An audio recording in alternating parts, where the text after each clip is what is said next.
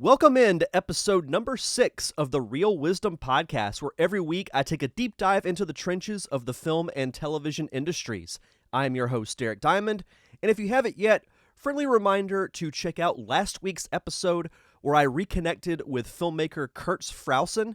He comes on the show to talk about his latest documentary, Men Behind Closed Doors, Stories for Survival, which is highlighting men who are victims of domestic violence. Really powerful conversation, really powerful film. So definitely go back and check out that episode in the archives. This week, I'm going to be talking with Aurora Winter, who is a successful entrepreneur, best-selling author, TV writer, and producer, and the founder of SamePagePublishing.com. And the chat with Aurora was interesting in the sense that I usually talk with people who have started in another profession and transitioned to film and or TV. This is the opposite. Aurora actually started as a writer, screenwriter, and producer, then transitioned into being an author. But she does use methods that she learned with her time in the industry to help out her clients. And something interesting that she pointed out in our conversation is that she actually will take her clients to film festivals and will have them pitch their projects as a movie or a TV series, which I thought was quite interesting. And we had a wonderful conversation about storytelling in general, because that's what books are. That's ultimately what filmmaking is. It's what TV is. It's about telling stories and having interesting characters to help tell those stories. But we talk about advice that she has for aspiring writers, why it's actually a good idea to turn a screenplay into a book. And the interesting part was she actually I won't say she switched the interview around on me, but she listened to me pitch the story of Plain Jane, which those of you who follow me, you know that's my wife's short film that we filmed a couple of months ago. So that was an interesting twist to the conversation, and I'll be honest, that it threw me off guard a little bit, but I actually quite enjoyed it. But we also talk about the need for creative fulfillment and the challenges of crowdfunding, which she has gotten into and I've dabbled into now with Plain Jane. So really great chat, a little bit of a different type, but a good chat nonetheless. So without further ado, here is my conversation with Aurora Winter.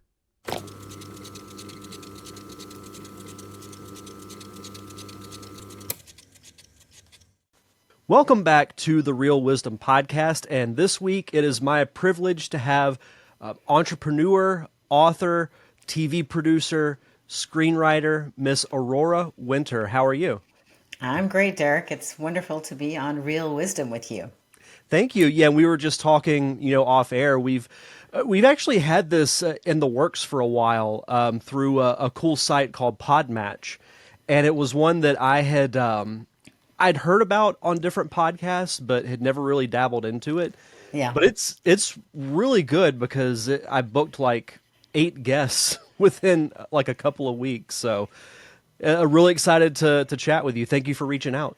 Yeah, no, I like Podmatch. It's a great resource, and I'm looking forward to helping the listeners learn a little bit more about film and television and how they can turn their words into wealth. I wrote a book called Turn Words into Wealth. It's got 7 ways to make 7 figures, and one of those ways is through film and television. Yep, this book right here that you were gracious enough to send me a copy, and really excited to read it because, in addition to being a filmmaker and a podcaster, I also run my own freelance business. I'm doing videography, so I do like to dabble into the business side of things Yeah. because, freelance work is a business, and is a, kind of a self-sufficient small business owner, you need all the help you can get sometimes. Exactly.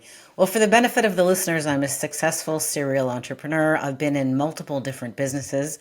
I actually launched a film and television production company with a partner in London, England. We raised $5 million and made 8 films. So that was a fun adventure. I've also worked as vice president of programming for a film company in Los Angeles called Porchlight Entertainment. And I did a number of films with them in the family entertainment arena. And then I was also head of development for Canada's largest film and television production company. At the time, it was called Atlantis Films. It's now had multiple mergers and has a different name now. And I had a development budget of $1.5 million for just for scripts to turn books into movies. So I have quite a bit of experience with film. And most recently, as you mentioned before we started recording, Derek, I've written a fantasy series called Magic, Mystery, and the Multiverse, which is a fun, fast-paced fantasy series for young adults. I'd say it's kind of like Doctor Who meets Harry Potter. It won the Reader's Choice Award Best Book for Teens. It also won the American Fiction Award and several other awards. And right now, the second book is coming out in September, which is called The Secret Multiverse Academy, and that's going to be a trilogy.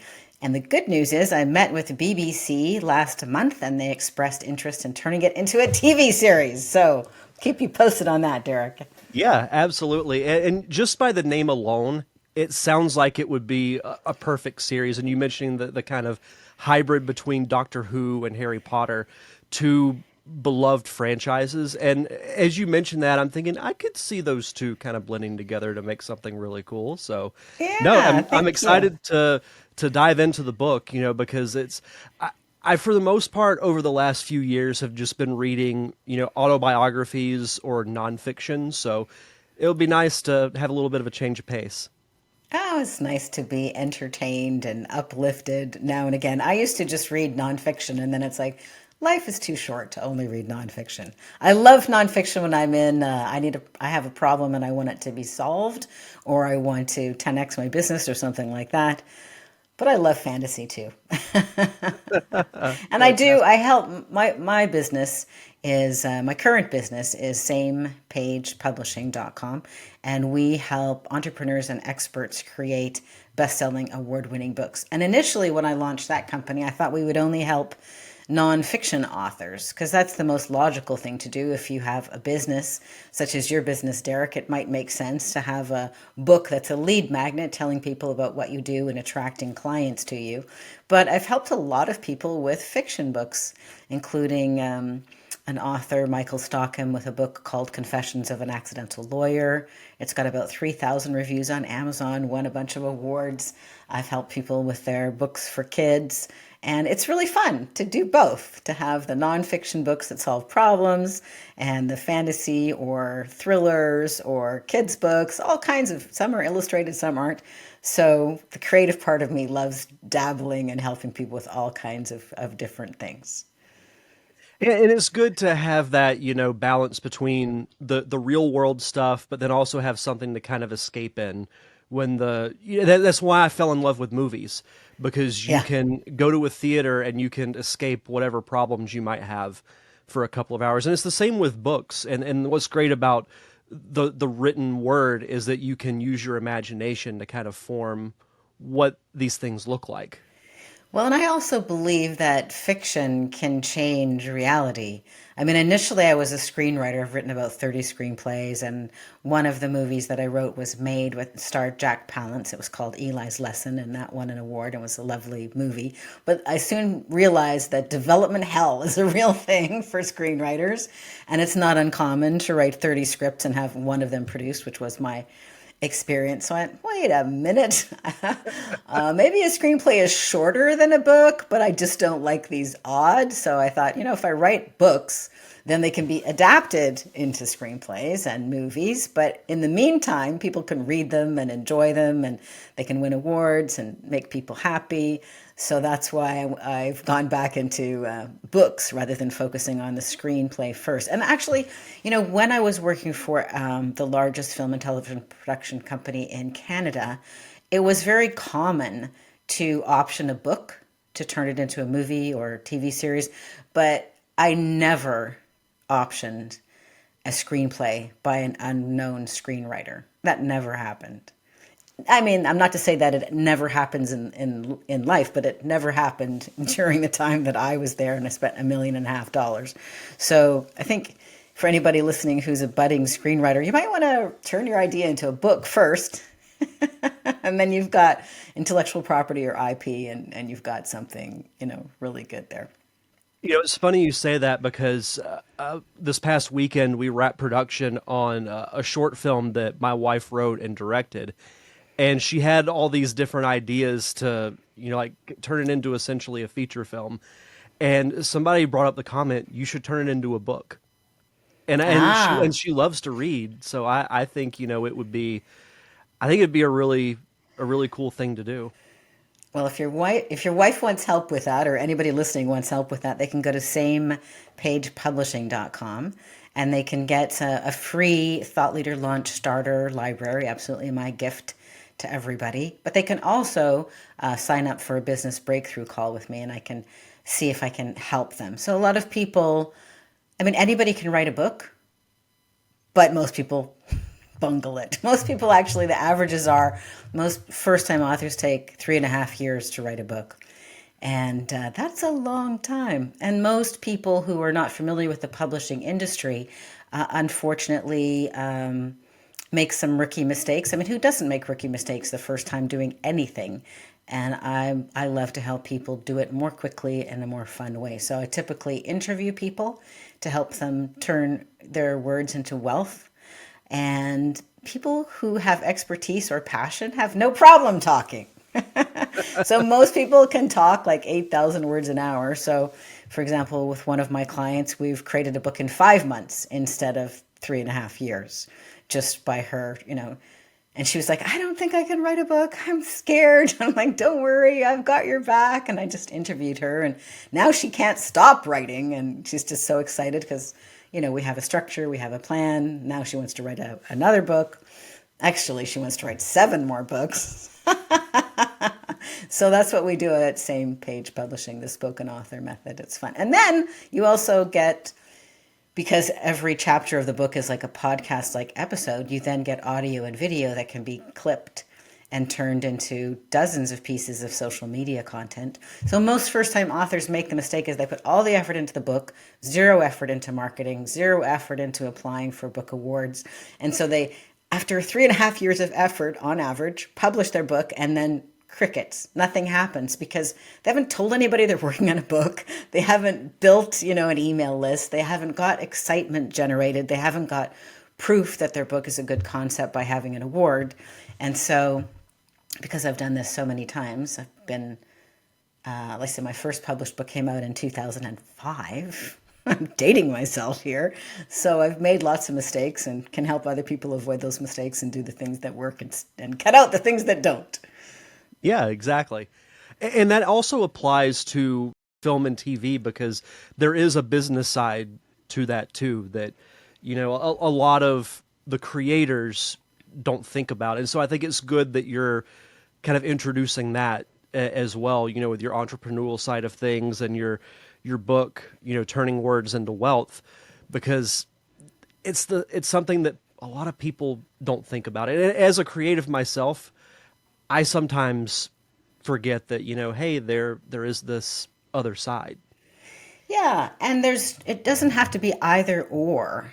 It doesn't have to be either be creative or pay your mortgage. It can be both. And if you think about it strategically in advance, it's quite easy to package both of those things together.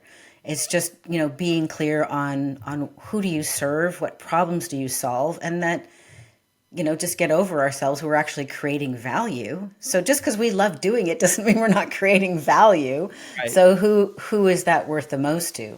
So for example, one of the things I do with my clients is we go to film and television festivals so that they can pitch their books as TV shows or feature films or TV movies. So I took several of my clients to the Banff Media Festival just last month. And for the first time, they got to experience pitching their concept. Of course, I trained them how to pitch in advance to agents, to producers, to broadcasters, and they loved it. So I've noticed, like, okay, that's one way that I can add extraordinary value. I don't know of any other publisher who also has a film background who's also taking their clients, to media festivals and teaching them how to pitch and then helping them through that process. And that could create a huge breakthrough. I mean, it's breakthrough for me potentially if BBC uh, well, BBC is interested. I just need to get more parties to finance the whole project. That would put together about maybe 20% of the project. So now I need an American broadcaster or an Irish broadcaster or a Canadian broadcaster. You know the game, Yeah. to cobble the whole thing together. Tell me about your wife's project. How did she finance that short? And what is she going to do with it next? Is she going on the festival circuit or? So we for the most part financed it with a combination of crowdfunding. We had some other donations that came in, and we also saved up some money over the past because it's been in the works since the end of last year. So Uh we've huh. been kind of setting money aside, and then with the combination of donations and whatnot that we got, that's how we were able to finance it. It was very low budget, but we were able to get it done. But yeah, we will be premiering it later this year and then putting it on the festival circuit. What was your budget, if you don't mind my asking? All in all, around 10 grand. Oh, you really did it low budget. Good for you. Yeah. The And thing with having little to no budget is it forces you to be creative. that's true. It actually is good to be forced to be creative, to have limited time and limited money. That's the only way to have a creative breakthrough.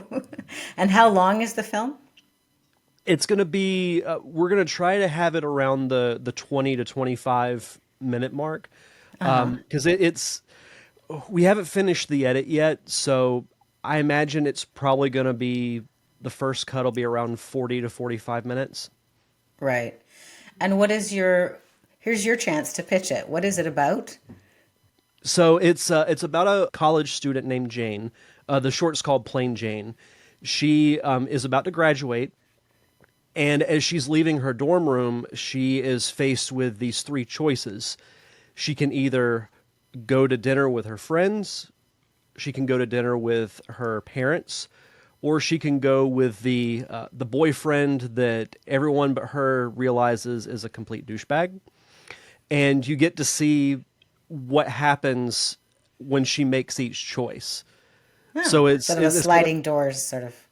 yeah. So it resonates, I think, with both young and old people because younger people are in that situation where they're trying to figure out what they want to do with their life, and Hmm. with the older ones, you're like, yeah, we always think what would have happened if I had went left instead of right, or if I had Yeah. went with this person instead of that person. So you get to see the effects of what one choice can make.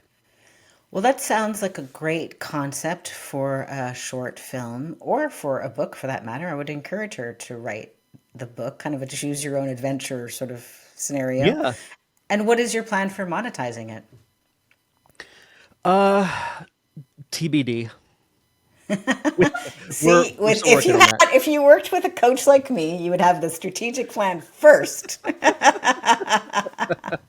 It's always Uh, good. I liken having a strategic plan for monetizing whatever you're up to, like putting the yeast in the dough before you bake the bread. When you try to add yeast after the bread is baked, it doesn't work as easily. So this is how I help people with books is to really help them think through, okay, what am I trying to do? Why does it matter to me? And how could I monetize this? Even if you don't want to make money, how can you monetize it enough so that you can afford to give the book away and apply for awards and pay for the best book cover designer, right? A lot of people say, well, I don't want to make money. Yeah, but you don't want to hemorrhage cash either. And maybe you want to keep writing, like Stephen King for the rest of your life, in which case, let's be more ambitious. yeah. Yeah. No, I like that. The Yeah. yeast analogy was that that hit me. So, uh, I'm curious to backtrack a little bit. What was it that made you want to get into to film and TV in the first place? Well, I've always loved writing and I've been obsessed with books since I was 9 years old and I read The Lion, the Witch, and the Wardrobe by C.S. Oh, Lewis. great book. I know, Great, just great book. amazing. And I remember reaching up on my tippy toes because I was only 9 years old, and the Narnia series was in the school library. And I touched the last book in the Narnia series, and I was flooded with emotion, both the anticipation of, oh, great, I get to read another fantastic book, and also anticipatory grief because it was the last book in the Narnia series. And in that moment, I realized that writers are like wizards, and that with just black ink on white paper, we can transport the reader to another place in time. I realized that books are like portals. And also that books are amazing because they're also like seeds, because they germinate whenever you read them. So C.S. Lewis was already dead, but the Narnia series, as I read it, was very much alive for me. So in that moment, as a little 9-year-old, I vowed that I would do everything I could to become a great writer like C.S. Lewis. I'm still working on that. But I've become a better writer every year. And then later in life, fast forward, I took an MBA, I was in business, and I'm like, hey, wait a minute, what about that writing idea? And so then I worked in the film business because I was trying to be efficient, because a screenplay is about 100 pages, 120 pages, and a book is like 400 pages. So I'm like, I could save myself a bunch of pages and just write screenplays. So I did that for a while, and that was fun. I guess I'm a better salesperson than screenwriter because I ended up as an executive producer, which was fun. But now I'm back to writing books. It's more pages, but I just love the satisfaction that you have a book at the end of it. You can still maybe make a movie or TV series, but you don't have to. So, I like to have the intellectual property and the joy of having, a book in hand, whether it's a nonfiction book like this one or a fantasy book like these. So that's kind of fun. And it's so cool. Like, I've had kids write to me and express, they say things like, they with a pencil, like printed, because they're just so young. Like, oh, I love the dog and what happens next. And it's like so cool. You gotta love the dog. No Yeah, matter you what got. story you're in, you gotta love the dog. Yeah, we have a cute dog called Vito. I'm Oh, I playing love that with, name. it's good, isn't it? I'm playing with the theme of communication or lack thereof. The book has a theme about free speech and the importance of communication. So I've played with a lot of words. Like, one of the guys is called Lord Orator. I've got somebody else who's called Crimson Cacophony. I had fun with the names. Cacophony. That sounds like a villain name for a kids Yes, TV show. she's definitely the villain. She's a censor, like as in censorship, not as in touching things. Censor with a C. So she's a censor. So it's not as bleak as 1984 or Fahrenheit 451, but Magic, Mystery, and the Multiverse and the subsequent book, The Secret Multiverse Academy, is a great book for anybody to read who likes fun, fast-paced fantasy, but it's also a fun book for parents to read with their kids and then discuss, what do you think about the importance of free speech? What do you think about some of the themes in the book? So I was passionate about writing about the love and loyalty between siblings because I think that is underexplored. There's lots of vampire romances, but there's not that much talking about, we love and are really annoyed with our siblings when we're 11 and 13. So I wanted to explore that. And the other theme that's important in the book is the importance of the environment, because the nasty censors are from another planet, and they've destroyed their planet through the nuclear war. So they figure, well, they'll just siphon off all of the oxygen from this other planet so that they can revive their own planet. That is not going to be good for the low-tech planet to lose all of its oxygen. So that's the catastrophe that our heroine, Anna, has to avert with her newfound friends and with her brother, Zachary. And I had fun with the characters, too. Anna is an optimist. She's an athlete. She never thinks what could go wrong, so she's a bit impulsive. Her brother, Zachary, is frail because he's just recovering from cancer. He's a pessimist. He's sure he's about to kick the bucket. He always thinks what could go wrong.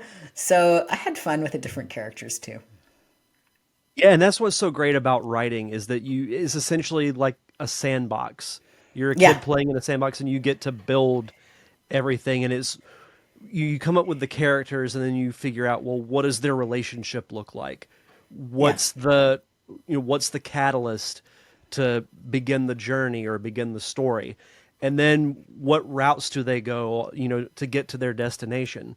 That's something that, is because I was a very avid reader as a kid.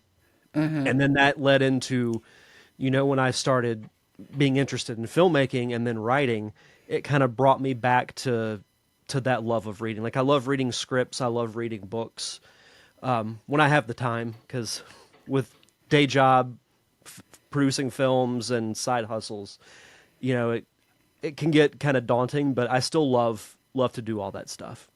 yeah. Well, COVID really helped me in a weird kind of a way because it reminded me that I don't have forever.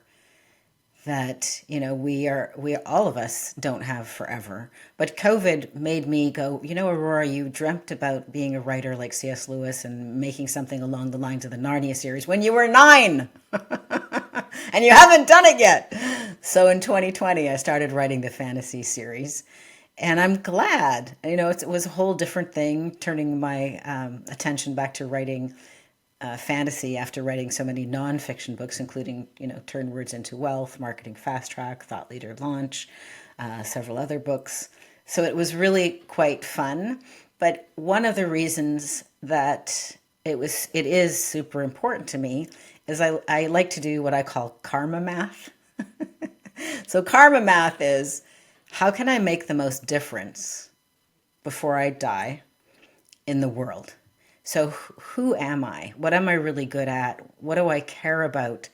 And how could I use the talents God's given me, to move the needle a bit for one person or hundreds of people or thousands of people? And so I can't think of anything more valuable than to give young people, give youth, a joy of reading. So the Magic Mystery and the Multiverse series of books are aimed at ages 12 and up. They're not picture books or anything, but I think that age is so receptive to new ideas. So, and if you love reading as a child, you get a facility with words. You are enjoying learning the words because you're enjoying reading a book like The Lion, the Witch, and the Wardrobe or Harry Potter. And then as you get more comfortable reading, eventually when you have a problem, you think, well, maybe a book will have the solution. And then you become somebody who, when you have a problem, you don't get stopped, but you think, there's a solution somewhere. I just need to read a book or find out the answer. And then as you become somebody who reads fiction and nonfiction, eventually you become somebody good at communicating in writing or in speaking. And so I think the trickle down effect of inspiring even one young person to love reading is huge. And so this is why when I do the karma math for myself as an author of 10 books and screenwriter of 30 screenplays and a business creative entrepreneur, I think, if I can encourage or invite children or youth to read more books, and especially if they will discuss them with their parents or their teachers and maybe discuss some issues that matter. I'm not telling anybody what to think, but issues that are worth discussing are the love and loyalty between siblings. How do we take care of the planet? And what about free speech anyway? Does that matter to you? Anyway, so that's what motivates me. How does that resonate with you, Derek? No, I totally agree, and I actually think you just found out what your next book should be.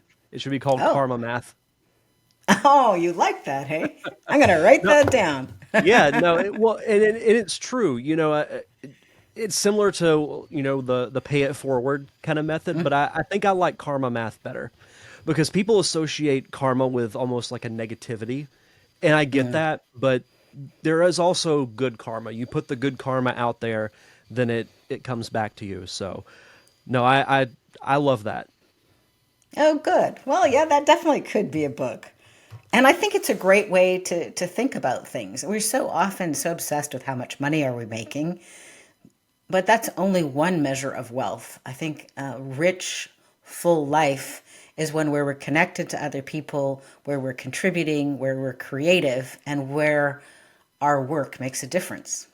I think also, and that's one of the great benefits of being a storyteller, because we all deep down want that human connection. We want to Yeah, connect and feel like we're a part of something.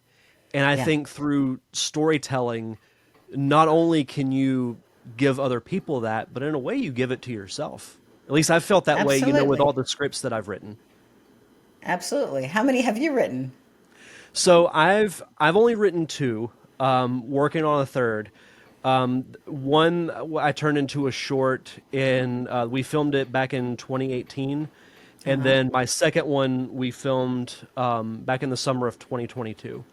But Good for in a way, you. oh, thank you. And it's one of those things that it's almost therapeutic in a way. And I've heard a lot of creators say that you should never use your work as therapy, but I don't agree with that, because you can help yourself by telling the story. And you were mentioning, your book about, the subliminal messaging of free speech. Yeah. You can teach something through an entertaining method in an entertaining way. Yeah, exactly. I think you can't help but help yourself when you're expressing your creativity. What is that? I was listening to a podcast or no, an audiobook, The Genius Zone by Hendrix, something Hendrix. Anyway, he quoted this. I'm probably going to bungle it, but you'll perhaps help me. It's something like if you express what's creative inside you, it frees you. If you suppress what's creative inside you, it kills you. It's not the quite right the words. Do you know this quote I'm referring to? Now I'm gonna have to look it up. Uh, yeah, I can't remember the exact quote, but yeah, basically, if you suppress the creativity, then it's basically like it's going to suffocate you. It's gonna suffocate you. So I think as we, I, well, here we're gonna go off on a tangent, but I brought it up, so I can No, only no, it's blame okay. myself. I think when it says that we're created in the image and likeness of God, what that means to me is that we are creators, like the creator. And so being creative, I think, is everybody's God given talent, whether the being creative shows up like writing a book or writing a screenplay or making movies, as you do, or whether it shows up like helping a child, growing a garden, making a beautiful meal for your family, having lovely interior decorating in your home. Like it can show up different ways. So I think let me say it more personally. When in my life I have not allowed myself to be creative because I thought it was wasting time, when that happened when I was a young married woman with a new baby and a booming business with my husband, I actually got sick. So my body was like, no, you need to write. You need to be creative. You can't just be doing the books, taking care of the baby, and, doing yacht sales all day. That's not going to work. And my body just went, no, we're going to have Epstein Barr, like yuppie flu. And so I think that there was a connection between me just not giving myself permission to work on my books or my screenplays. What about you? Have you ever had that happen in your life where you got sick when you weren't being creative? Yeah, it was a slow build, if you will. So in my previous job, I used to work in the sports industry for a minor league baseball team Oh, here in Pensacola, and it was a very demanding job, and it got to the point where it was almost like my body was telling me you need to get out, right. because I was just working myself so much. And I had done my first short while I was still working there, Yeah. but it became far less creatively fulfilling in working there. So it was almost like my body was like starting to shut down in a way. Like there would be Yeah. days that I'd feel like a zombie. I would just be kind of sitting there, kind of like I am now, and just being kind of lethargic and just kind of going through the motions. And once I left, it was almost like the creative opportunities just started sprouting up. Yeah. Your soul was craving something that it wasn't getting. It was starving for Hmm. creative self expression from the sounds of it. Yeah, 100%. Yeah. I think what you said much earlier about don't let your creativity be some kind of therapy is wrong. It's always therapy, it's therapeutic because it's full of life. Yeah, and I tell that story as to, if somebody says that to me, I tell that story as to why I disagree with it not being therapeutic. Because, as I mentioned earlier, you never know what you do, like how it affects other people, good Yeah. or bad. And you never know, like, if, if this story that you've written, if someone comes up to you and says, "Hey, I was going through a really rough patch in my life, and this book helped me escape for a little Yeah. while," that to me, that makes it worth it. That totally makes it worth it. Absolutely. And part of the reason that between the brother and the sister, like I mentioned, the brother is is just recovering from cancer, and so he's frail and he's a pessimist, and he's not the shiny, outgoing, athletic person that his optimistic sister is. And he is the hero, surprisingly, at one point in the Magic Mystery in the Multiverse book. And I deliberately did that because I thought, if I was a kid struggling with my health, wouldn't it be cool to read a book where somebody like that turned out to do something really heroic? That would be so inspiring, you know? Yeah, no, So absolutely. I hope that I hope that happens. I look forward to that happening. Because I Yeah. think books also invite us to be heroes. They invite us to be the heroes of our own life. And when we see people who we resonate with on the page, overcoming challenges and being heroic in spite of difficulties, it tells us subtly, you can too, right? You can too. Maybe we're not all Luke Skywalker, but but you know, you can too.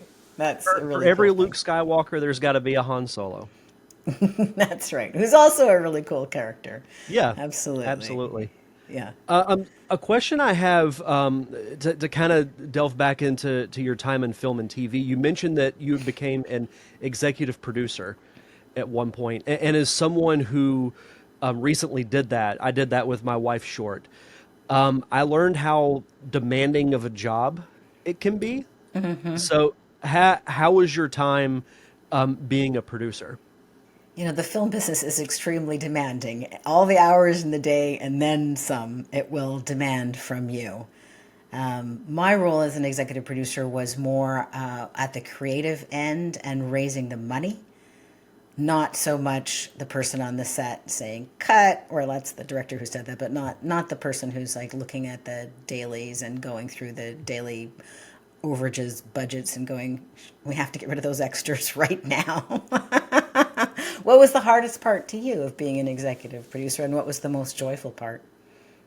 The most joyful part, I think, was being directly involved with the creative process of it, and the most challenging, and it was just lack of experience, was the financing part of it. Right, I'd never really done it extensively, so it was very much a learning experience. But right. that's what everything is. Like, I'm sure every book you write is a learning experience. You learn something that you carry over into the next one you write. Well, I want to hear about your crowdfunding experience. I'm doing a Kickstarter right now for the second book in the series, The Secret Multiverse Academy. And that's certainly been a learning experience, but quite fun. And I'll probably do a Kickstarter for the whole trilogy when I get the third book, which I've drafted, but it's not released yet. The third book's called Multiverse Mayhem. I like that word, mayhem. Yeah. And the Kickstarter is actually live while we're recording this, but will be completed by the time that this airs. But if people are interested in finding out more about the book and seeing, starting to read it for free, they can go to Magic, Mystery, and the Multiverse.com, and they'll see all kinds of merchandise that we have. They can start reading the books for free. They can grab the books there if they want. Of course, you can also get them on Amazon or wherever books are sold. But if you'd like to see the magnets with the dog and the special journals and notebooks and posters and all the characters, even if you don't buy anything, it's kind of fun to look at all the art that we created. We had an explosion of art. So thanks to my son, who is a graphic artist and a video game designer. But one thing I learned, so that was really, really cool. So let's see, right now the Kickstarter's halfway through, or a little more than halfway through, and it's raised $2,000 so far. And what happens, like we have stretch goals in Kickstarter. So when we hit $2,000, I think it's just a little bit under today. It's like $92 less. Please pledge, Derek. Then you can get us to the $2,000.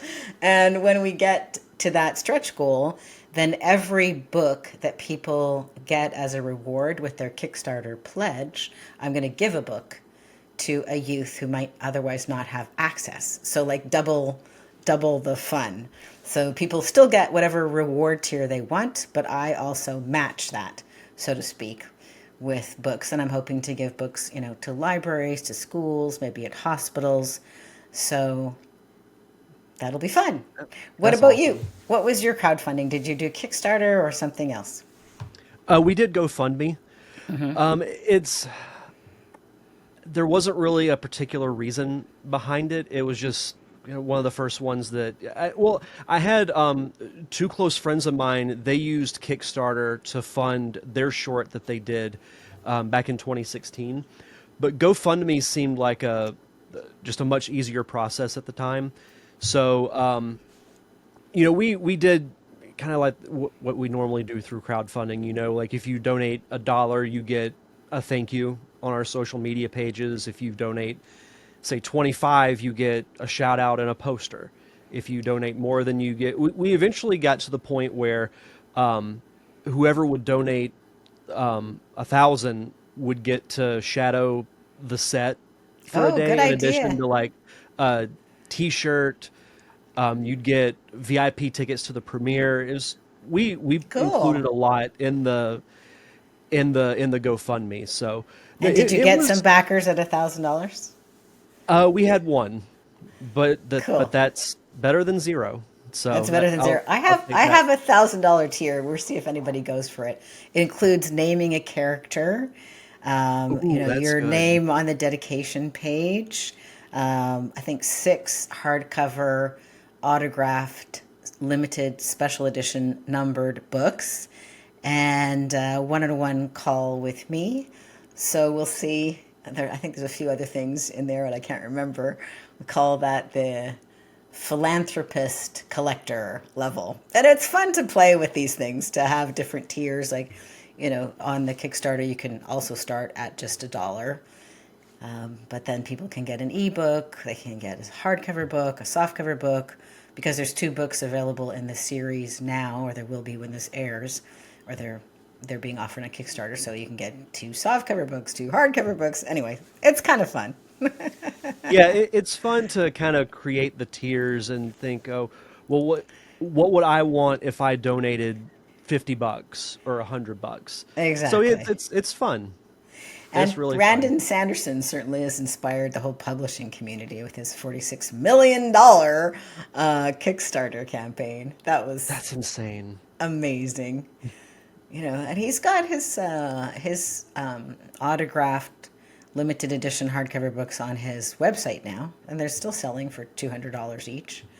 It's like, whoa. Wow. Okay. So but you never know, right? If you want an autographed copy of a piece of art or a book, if that is, like, I think J.K. Rowling, one of her books that was a misprint, sold for over $1 million. I think it was, all of the copies were destroyed. I think her name was misspelled on the cover or something. But that was valuable because there was only one. Yeah, for sure. So I'm going to probably become very famous and eventually become very dead, go get your collector version.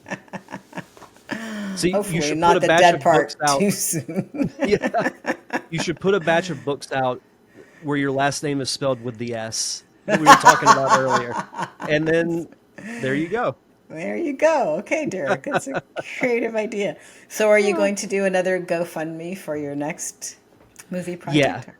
And it's just, with everything being so expensive now, you have to do some kind of Yeah, crowdfunding yeah, because yeah. it's because we've all got to pay the bills. We've all have emergencies that come up, so And I it think is it's what it is. fun for people to participate in a Yeah. creative project and, you know, say, I was there when, at the beginning, and when Derek and his wife did this project. Or I was there at the beginning of Aurora's book, and look, my name is in the acknowledgments. Yeah. Yeah, it kind of goes back to what we were talking about earlier that people want to feel a connection, they want to feel involved with something.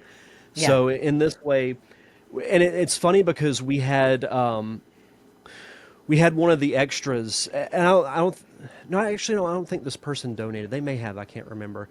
But we had one of the extras for one of the scenes actually wound up getting a speaking role as a Oh, waitress. So okay. I thought that was kind of cool because it's like you never know what's going to happen.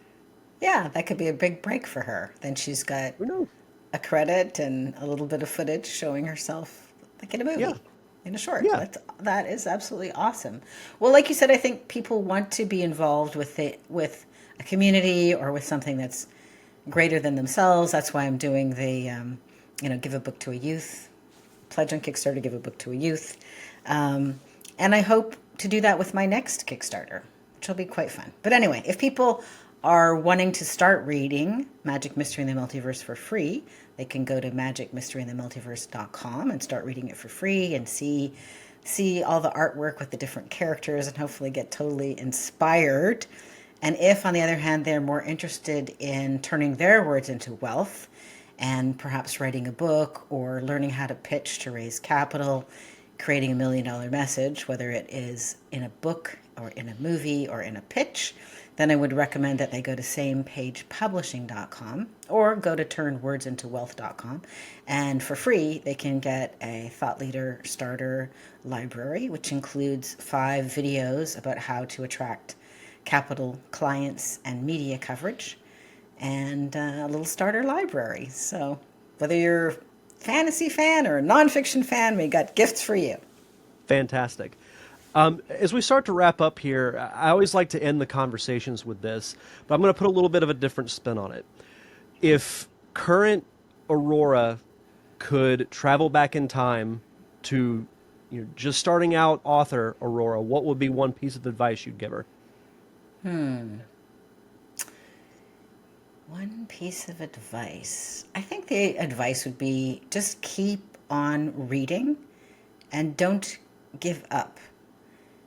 What I know now about neuroscience, because I studied neuroscience when I took my MBA in 2015, is that at any age, our brains are very elastic, and as we try to do things that are difficult for us, as we are reaching on that level that's called deep practice, or you'd call like it's right at the edge of your ability, you're actually rewiring your brain and you're creating myelin. And when you are in your comfort zone or when you haven't practiced a skill, whether it's an intellectual skill like writing or a more physical skill like playing the piano or playing tennis, that's all done with myelin. And the speed of the synapses really matter, and myelin can be increased from 2 miles per hour to 200 miles per hour. So deep practice or struggling at the edge of your capacity, those moments when you're feeling frustrated, younger Aurora and listeners, are actually the moments where you are rewiring your brain and you're upgrading from 2 miles an hour to 200 miles an hour or more. So embrace the struggle, embrace the frustration, and know that you are becoming better at whatever you practice with that intention of mastery. That's excellent advice. I love that. And you Thank you. mentioned your publishing website, your Kickstarter. Do you have maybe like a another website that maybe has a link to more of your work that the listeners can check out? Well, people can always check out my name, aurorawinter.com, AuroraWinter.com. I think that's got links to almost everywhere. Magic Mystery, the Multiverse.com goes directly to the fantasy stuff. Same Page Publishing gives you a summary of the publishing stuff. But AuroraWinter.com, well, it looks like a little bit like, what's too much going on here? You can find everything there.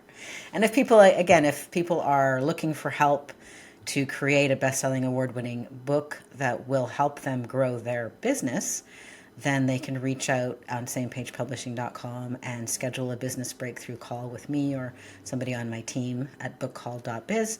I'll be happy to chat with people. But I do focus on helping people who are already experts or thought leaders or entrepreneurs. So I'm not be the right choice for the beginning person writing their very first poetry book. But I would be a great choice for anybody who has a business or could have a business and wants to turn up the gas and 10x things. Fantastic. Well, Aurora, thank you so much for taking the time to have this chat. This was great. Really nice to connect with you, Derek, and good luck with Real Wisdom. Thank you again to Aurora Winter for coming on the show for that awesome conversation. Be sure to check out her website, aurorawinter.com. And who knows, maybe she'll get her Magic, Mystery, and the Multiverse series picked up by a network, and we can have her back on the show to talk about that progress. Next week, we're going to continue the trend of different types of conversations as I welcome actor and attorney Robert Siglampeglia.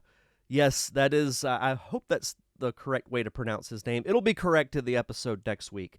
But he is an actor as well as an entertainment lawyer. So that turned out to be quite the interesting chat. So come back next week for that fun episode. But until then, if you want to subscribe to the show, if you want to check out my YouTube channel, if you want to follow me on social media, everything is in one convenient location, linktree.com/realwisdompod. That's REEL Wisdom Pod. Everything in one convenient location, linktree.com/realwisdompod.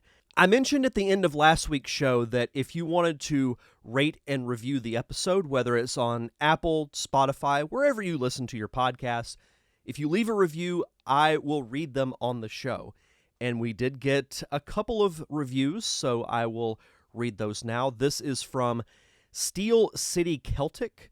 Experience the real wisdom of Derek Diamond. The Derek Diamond Experience, now Real Wisdom, is a fun podcast for people who love film. You can dive in and have fun and even learn a thing or two with this show. Derek is enjoyable to listen to, and this podcast is one I would recommend. Thank you for that awesome shout-out. I believe that's from one of the guys who hosts the Retro Movie Roundtable podcast, which I will be appearing on sometime in the next couple of weeks. We have recorded the episode. I'm not quite sure when it's going to be released yet, but I'll share it once it becomes available. And our last review is, funny enough, from Aurora Winter, who you just heard from. Great insight and a lot of fun. Derek gives such great insight into the business, how it works, and is such a fun conversationalist. I loved being on the show and would definitely recommend it as a great listen for anyone interested in movies, filmmaking, and a good time. From Aurora Winter. Well, thank you for that, Aurora. I enjoyed having you on the show as well, and as I mentioned, we'll have to have her back on the show at some point in time. But that's going to do it for this week's episode. Thank you once again to Aurora Winter. Be sure to follow the show at linktree.com/REEL Wisdom Pod. We'll see you guys next Thursday for another awesome episode of the Real Wisdom Podcast.